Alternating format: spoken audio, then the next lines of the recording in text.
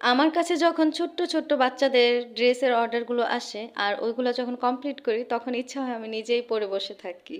এত বেশি সুন্দর হয়। হ্যালো গাইস, আসসালামু আলাইকুম। সবার কি অবস্থা, কেমন আছেন? আশা করছি যে যেখান থেকে আমার আজকের ভিডিওটি দেখছেন সবাই অনেক বেশি ভালো আছেন। ভিডিওটি স্কিপ না করে সম্পূর্ণ ভিডিওটির সাথেই থাকবেন। আর ভিডিওটি দেখার পর যদি ভালো লেগে যায় তাহলে একটি লাইক দিতে ভুলবেন না। আপনার একটি লাইক আমার ভিডিওটি শেয়ারের কাজ করে। আর আপনি যদি আমার চ্যানেলে নতুন হয়ে থাকেন চাইলেই চ্যানেলটিকে সাবস্ক্রাইব করে পাশেই থাকতে পারেন। আর আপনি যদি অলরেডি এই কাজটি করে থেকে থাকেন তাহলে আপনাকে জানাই অসংখ্য ধন্যবাদ। আজকে আপনাদেরকে দেখাচ্ছি 2 বছর বেবির জন্য কাপ্তান ডিজাইন, হাতের কাজের কাপ্তান ডিজাইন, এবং সাথে থাকবে দুইটা ঘুমটি 2 বছর বেবির জন্য।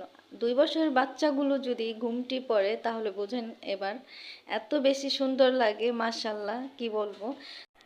এই সুন্দর কাপ্তানটা আমি ফ্লেক্সিবল কাপড়ের উপরে করেছি। যারা অর্ডার করে মানে নিজেদের বাচ্চাদের জন্য তখন আমাকে জিজ্ঞেস করে কি কাপড় করলে ভালো হয়, তখন আমি তাদেরকে অনায়াসে একটা কথাই বলি, যেহেতু বাচ্চাদের জন্য তাহলে ফ্লেক্সিবল কাপড়টাই হচ্ছে বেস্ট। আর বড়দের জন্য তো আলাদা কথা, বড়রা যে কোনো কাপড় পরতে অভ্যস্ত বা কমফোর্ট। বড়দের জন্য কাপ্তান তৈরি করলে ওইটাতে কিন্তু ফিতা দিয়ে দেই, তবে এটা বাচ্চাদের যেহেতু আমি রাবার দিয়ে দিয়েছি। যে অর্ডার করেছে তাকে বলেছি বাচ্চাদের যেহেতু কাপ্তানটা রাবার দিয়ে দিলে ভালো হয়, সে বলেছে মানে যেভাবে ভালো হয় সেভাবে করে দিতে। আসলে এই রকম কাস্টমারগুলো আলহামদুলিল্লাহ অনেক ভালো হয়, মনের মতো কাজ করে দেওয়া যায়। যাই হোক, এখানে আমার কাপ্তানটা কিন্তু অনেক সুন্দরভাবে আমি রেডি করে নিয়েছি। আর এই যে দেখেন হিজাব, সাথে দুইটা হিজাব 2 বছর বেবির জন্য।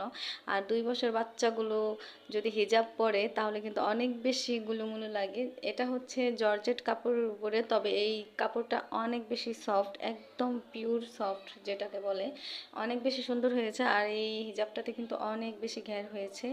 এটাতে আমি কিন্তু একটুখানি ডিজাইন করে দেব, তবে সেটা এখন না, যখন করব আপনাদের সাথে শেয়ার করবো ইনশাল্লাহ। আমি অনেক যত্ন করে কাপড়গুলো সেলাই করি যাতে ফিনিশিং অনেক বেশি সুন্দর হয়। এখনও পর্যন্ত আমার সেলাই নিয়ে কোনো কমপ্লেন আসেনি, আলহামদুলিল্লাহ। এটাও কিন্তু একটা ভালো ব্যাপার।